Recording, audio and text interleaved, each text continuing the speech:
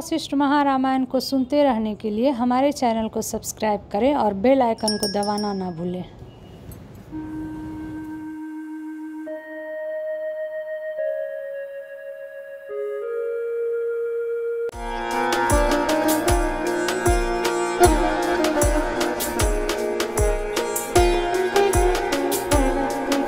नमस्कार दोस्तों, स्वागत है आपका हमारे चैनल पर। आज हम उत्पत्ति प्रकरण के सर्ग 11 का अध्ययन करेंगे। अगर आप इस सर्ग का सार समझते हैं तो कृपया नीचे कमेंट में इसका भावार्थ लिखें। जो भी कमेंट इस सर्ग का सही अर्थ सबसे अच्छी तरह से समझाएगा उसे अगले वीडियो में फीचर किया जाएगा। तो चलिए शुरू करते हैं।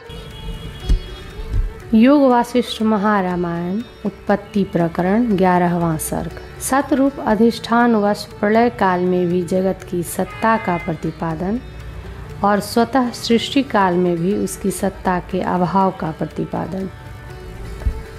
प्रलय काल में यह जगत है, इस प्रकार विशेष रूप सत्ता से जगत की निवृत्ति होने पर भी ब्रह्म रूप सामान्य सत्ता के अवशिष्ट रहने से जगत की ब्रह्म रूप से सत्ता भले ही हो, किंतु सृष्टि काल में तो जगत की प्रलय काल से विलक्षणता सबको स्पष्ट ही दिखाई देती है। अतः जगत की स्वतंत्र सत्ता भी दूसरी माननी ही पड़ेगी। ऐसी अवस्था में उक्त स्वतंत्र सत्ता से युक्त जगत ब्रह्म में वर्तमान न होता हुआ अन्यत्र स्थित है। ऐसी संभावना भी नहीं रोकी जा सकती, क्योंकि आप पहले न अभावो विद्यते सतः से सत की असत्ता का स्वयं वारण कर चुके हैं। इसलिए प्रलय काल में जहाँ पर जगत स्थित रहेगा वहीं जगत का आश्रय माना जाएगा। उसका आप मुझे उपदेश दीजिए। इस आशय से श्री रामचंद्र जी बोले, ब्रह्मण 14 भुवन देवता मनुष्य असुर पशु पक्षी कीट पतंग आदि असीम विस्तार वाला अति स्पष्ट रूप से दिखाई देने वाला प्रत्यक्ष आदि प्रमाणों से दृढ़ीकृत यह जगत, जिसका आप ब्रह्म में अभाव कहते हैं, महाप्रलय होने पर किसमें स्थित रहता है, उसे कृपा करके मुझसे कहिए। यदि संपूर्ण पदार्थों की उत्पत्ति के समय अपनी अलग सत्ता के साथ जगत का कहीं से आगमन होता तो प्रलय काल में जगत का अन्य स्थान में गमन और अन्य में स्थिति होती, किंतु वंध्यापुत्र की नाई अपनी पृथक सत्ता से उसका आगमन ही नहीं है। इस आशय से श्री वशिष्ठ जी कहते हैं, वत्स श्री रामचंद्र जी, आपके प्रश्न का उत्तर मैं पीछे दूंगा। पहले आप यह बताइए कि बंध्यापुत्र कहाँ से आता है, कैसा है और कहाँ जाता है, एवं आकाश में स्थित वन कहाँ से आता है और किसमें समा जाता है। दृष्टांत और दृष्टांत में विषमता की शंका करते हुए श्री रामचंद्र जी ने कहा, भगवान, बंध्यापुत्र और आकाशवन न तो इस समय है और न आगे होंगे, फिर उनकी कैसी दृश्यता और कैसी नास्तिता। तात्कालिक सत्ता भविष्यत्काली सत्ता और प्रत्यक्ष वेद्यता भी उक्त बंध्यापुत्र और आकाशवन में नहीं है। अतः जगत और उनमें विषमता है। उनके प्रतियोगी की सत्ता प्रसिद्ध नहीं है, अतः उनकी नास्तिता भी नहीं कही जा सकती। यह भाव है। ठीक है, किंतु जगत की भी तो न वर्तमान कालिक सत्ता है, न भविष्यत कालिक सत्ता है और न दृश्य ही है। इस प्रकार जगत का बंध्यापुत्र और आकाशवन के साथ सादृश्य है। इस आशय से श्री वशिष्ठ जी बोले, वत्स, जैसे बंध्यापुत्र और आकाशवन की त्रैकालिक सत्ता नहीं है, वैसे ही इस संपूर्ण जगत आदि दृश्य की भी त्रैकालिक सत्ता नहीं है। सत्ता न होने पर जगत के उत्पत्ति आदि भी सिद्ध नहीं होते, ऐसा कहते हैं।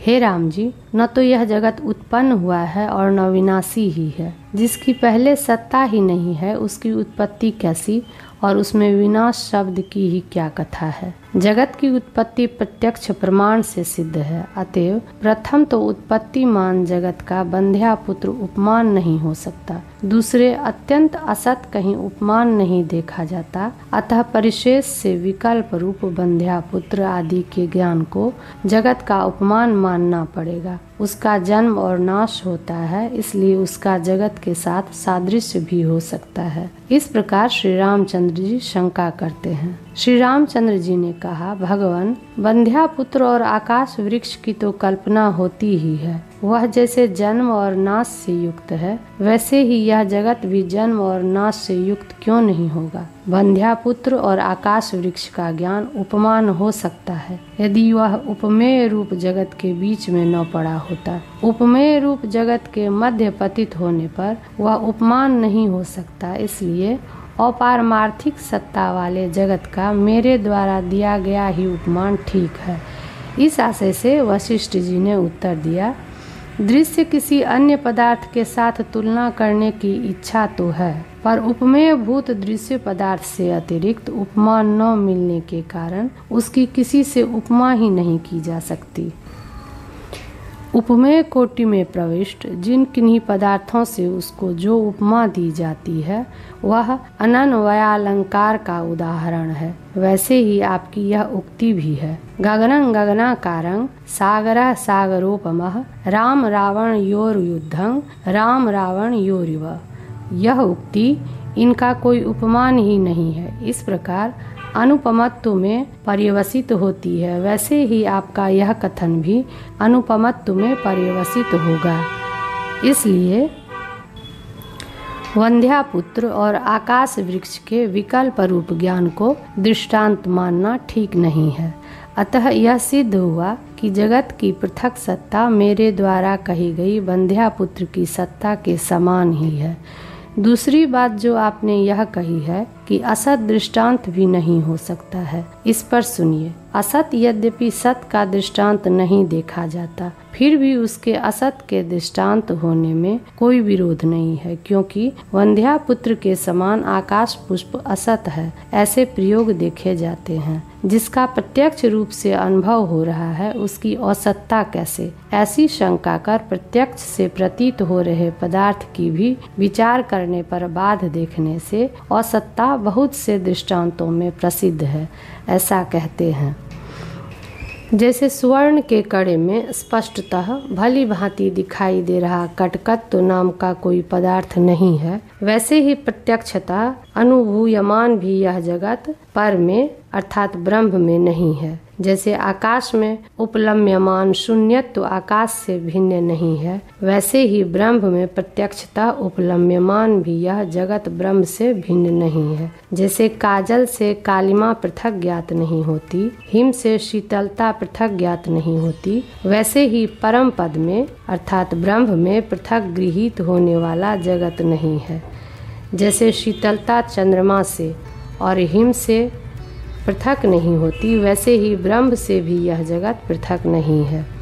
जैसे मरुभूमि में प्रतीयमान नदी में जल नहीं है, अथवा जैसे प्रतीयमान द्वितीय चंद्रमा में चंद्रत्व नहीं है, वैसे ही सर्वविध मलों से रहित ब्रह्म में अनुभूयमान जगत भी नहीं है। कारण के न रहने से जो स्वयं पहले भी नहीं था वह वर्तमान काल में भी नहीं है, अतः उसका नाश ही कैसा? कारण का असंभव कैसे है उसे कहते हैं। जैसे छाया का कारण धूप नहीं हो सकती, वैसे ही पृथ्वी आदि जड़ वस्तु का जड़ता से रहित ब्रह्म कारण नहीं हो सकता, अर्थात जड़ का ही जड़ परिणाम हो सकता है।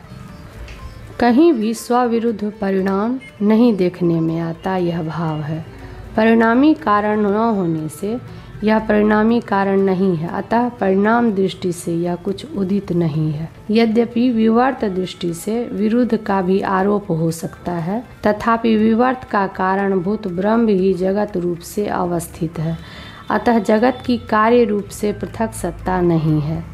यदि शंका हो कि अज्ञान ही जगत का परिणामी कारण है, फिर कारण के अभाव से यह जगत कार्य नहीं है। इस प्रकार पूर्व श्लोक में कारण का अभाव कैसे कहा, इस पर कहते हैं, जो अज्ञान ही जगदाकार से परिणत होता है या कहा जाता है, उसका यह तात्पर्य नहीं है कि जैसे दूध का परिणाम दही होता है वैसे अज्ञान का परिणाम जगत है, बल्कि अज्ञान संवित को अर्थात ज्ञान को जगत रूप से दर्शाता है, अर्थात संवित का ही जगत के रूप में विवर्त कराता है। अज्ञान का परिणाम संवित का विवर्त ही है। यह बात स्वप्न में प्रसिद्ध है, ऐसा कहते हैं। स्वप्न में जो जगत दिखाई देता है वह संवित का ही विलास ही है, अर्थात संवित का विवर्त ही है, उससे अतिरिक्त नहीं है। उक्त विषय को ही स्पष्ट करते हैं। स्वप्न में स्वप्न देखने वाले पुरुष के अंतःकरण में जो स्वप्निक जगत की भ्रांति होती है वह जैसे संवित विकास ही है, वैसे ही सृष्टि के आरंभ में ब्रह्म में यह जगत विकास हुआ है। ब्रह्म से अतिरिक्त जगत नाम की कोई वस्तु नहीं है। अतः पहले जो जगत ब्रह्म मात्र है ऐसी प्रतिज्ञा की गई थी वह सिद्ध हुई, ऐसा कहते हैं। यह जो कुछ प्रपंच दिखलाई देता है यह सदा ही आत्मा में स्थित है, न तो यह कभी कुछ भी उदित होता है और न कभी तनिक भी नष्ट होता है। जैसे द्रवत्व जल है, जैसे स्पंदन वायु है और जैसे प्रकाश आभास है, वैसे ही ये तीनों जगत ब्रह्म ही है। त्रिजगत और ब्रह्म में कोई अंतर नहीं है। जैसे स्वप्न देखने वाले पुरुष के अंदर विद्यमान चैतन्य ही नगर सा प्रतीत होता है, वैसे ही परमार्थ स्वरूप में परमात्मा ही जगत सा प्रतीत होता है। जगत की जो प्रतीति हो रही है यह बड़ी दृढ़ है और स्वप्न की प्रतीति पूर्ण रूप से अभिव्यक्त न होने के कारण कोमल है। अतः दोनों में आकाश पाताल का अंतर है। और दूसरी यह बात भी विचारणीय है कि दृष्टा और दृश्य का संबंध स्वाभाविक है, अतः उसका निवारण होना कठिन ही नहीं प्रत्युत असंभव है। अतः मुक्ति का संभव ही नहीं है। यूँ श्री रामचंद्र जी शंका करते हैं। श्री रामचंद्र जी ने कहा, ब्राह्मण, यदि यह दृश्य रूपी विष पूर्वोक्त रीति से स्वप्न की प्रतीति के समान मिथ्या है तो यह इतनी सुदृढ़ प्रतीति से युक्त कैसे हो गया? अर्थात प्रलय होने तक इसमें ऐसी सुदृढ़ प्रतीति रहती है कि व्यवहार में किसी प्रकार की गड़बड़ी नहीं होने पाती। इसका क्या कारण है? दृश्य के विद्यमान रहते दृष्टा अर्थात दर्शक का निवारण नहीं किया जा सकता। अर्थात दृश्य यदि रहेगा तो उसका दृष्टा भी अवश्य रहेगा और दृष्टा यदि रहेगा तो दृश्य भी अवश्य रहेगा। भाव यह है कि दृश्य और दृष्टा परस्पर सापेक्ष हैं। दृश्य तभी कहा जा सकता है जबकि उसका दर्शक हो और दृष्टा तभी कहा जा सकता है जबकि उसके दर्शन का विषय दृश्य हो। दृश्य और दृष्टा दो में से एक के अस्तित्व में दोनों का बंधन है और दोनों में से एक का भी क्षय हो जाए तो दोनों की मुक्ति हो जाती है। पर ऐसा होना ही असंभव है। क्यों असंभव है? ऐसा यदि कोई कहे तो इस पर कहते हैं, जब तक मूल अविद्या के विनाश से दृश्य के आत्यंतिक क्षय का ज्ञान न हो तब तक दृष्टा में दृश्यत्व का अस्तित्व अनिवार्य है, इसलिए मुक्ति नहीं हो सकती। यदि कोई कहे कि दृश्य के आत्यंतिक क्षय का परिज्ञान भले न हो, उसकी क्या आवश्यकता है, किंतु उत्पन्न हुए दृश्य का विद्या से विनाश हो, इस पर कहते हैं, यदि दृश्य प्रपंच की पहले उत्पत्ति और पीछे उसका विनाश मानो तो संस्कार रूप से स्थित दृश्य का पुनः पुनः उद्भव रूप अनर्थकारी बंध कभी विनष्ट ही नहीं हो सकता। दृश्य प्रदेश के परित्याग से ही दृश्य के असंभव की उपपत्ति हो, अर्थात जहाँ पर दृश्य नहीं वहाँ पर दृश्य के असंभव की उपपत्ति हो। इस शंका का समाधान स्वयं आप ही पहले कर चुके हैं। जैसे स्वच्छ दर्पण चाहे कहीं पर भी स्थित क्यों न हो उसमें प्रतिबिंब पड़ता ही है, वैसे ही चैतन्याश्रय दृष्टा में सर्व स्मृति में प्रतिबिंब अवश्य पड़ता है। यदि पहले से उत्पन्न न हुए दृश्य का स्वयं अस्तित्व न होता तो दृष्टा की दृश्य स्वभाव से मुक्ति हो सकती, परंतु जगत उत्पन्न नहीं है, यह बात अनुभव में नहीं आती। अतः दृष्टा की दृश्य स्वभाव से निर्मुक्ति नहीं हो सकती, यह भाव है। हे ज्ञानियों में सर्वश्रेष्ठ, इसलिए मेरी मुक्ति के असंभव की आशंका को युक्तियों द्वारा दूर कर जब तक दृश्य के अत्यंत असंभव का मुझे दृढ़ परिज्ञान न हो जाए तब तक आप मुझे उपदेश दीजिए। स्वप्न प्रतीति से जगत प्रतीति वैषम्य की जो श्री रामचंद्र जी ने आशंका की थी, श्री वशिष्ठ जी उसके समाधान की आगे कही जाने वाली सृष्टि की आख्यायिका से प्रतिज्ञा करते हैं। श्री वशिष्ठ जी ने कहा, यह जगत ब्रह्मात्मक ही है, उससे अतिरिक्त नहीं है। जगत रूप से असत होता हुआ भी जिस प्रकार सत प्रतीत होता है उसको मैं आपसे बड़ी लंबी आख्यायिका से कहता हूँ, आप सुनिए। आशय यह है कि यद्यपि इस जगत की प्रतीति बड़ी दृढ़ है, तथापि यह असत होता ही सद्रूप से प्रतीत होता है। इस अंश में इसकी स्वप्न से समता है ही। रह गई दृढ़ प्रतीति की बात, सो तो चिरकाल से बद्धमूल होने के कारण है। तब तक सुनिए जब तक कि पूर्वजों के व्यवहार के प्रतिपादक वाक्यों से उन लंबी आख्यायिकाओं में वर्णित तत्व आपके हृदय में तालाब में धूलि के समान न बैठ जाए। उसी से आपकी दूसरी शंका निवृत्त हो जाएगी और दूसरी शंका की निवृत्ति होने पर आपको शांति मिलेगी और लोक व्यवहार भी सिद्ध होगा। आपको भ्रांति से जो यह जगत की सत्ता दिखलाई दे रही है, इसके अत्यंत अभाव को जानकर आप अद्वितीय अखंड ब्रह्म के ध्यान में संलग्न हो लौकिक व्यवहार करेंगे, जिनका प्रयोजन रहने पर ग्रहण होता है और प्रयोजन न रहने पर त्याग होता है। ऐसे स्थूल, सूक्ष्म आदि विषयों में चंचल और स्थिर व्यवहार दृष्टियां आपको इस प्रकार पीड़ित नहीं कर सकेंगी, जिस प्रकार की बाण पर्वत को विद्ध नहीं कर सकते हैं। हे रघुकुल तिलक, जिसका पहले विस्तार से वर्णन किया है, वही यह केवल एक अद्वितीय आत्मा है। इसके सिवा दूसरी कल्पना ही नहीं है। इस द्वितीय कल्पना से शून्य आत्मा में यह जगत जिस प्रकार उत्पन्न हुआ है, उसको मैं आगे आपसे कहूँगा। ये संपूर्ण जगत उस आत्मा से आविर्भूत हुए। शंका, क्या ये जैसे तटस्थ ईश्वर से भेद से आविर्भूत हैं, वैसे ही इससे भी भेद से आविर्भूत हुए हैं? अर्थात जैसे अन्याभिमत सृष्टा ईश्वर से भिन्नतया सृज्य पदार्थों का आविर्भाव माना जाता है, वैसे ही आपके अभिमत सृष्टा आत्मा से भिन्नतया जगत का आविर्भाव हुआ है। समाधान, नहीं, वह महान आत्मा ही समष्टि व्यष्टि रूप बाहर इंद्रियों द्वारा दिखाई देने वाला दृश्य दर्शन प्रकाराकार और अंदर मनन प्रकाराकार होकर स्वयं ही उदित होता है और विलीन होता है। भाव यह है कि वास्तव में उसका उदय और विनाश तो होते नहीं, पर अज्ञानता भ्रांति से उसके उदय और विनाश की प्रतीति होती है।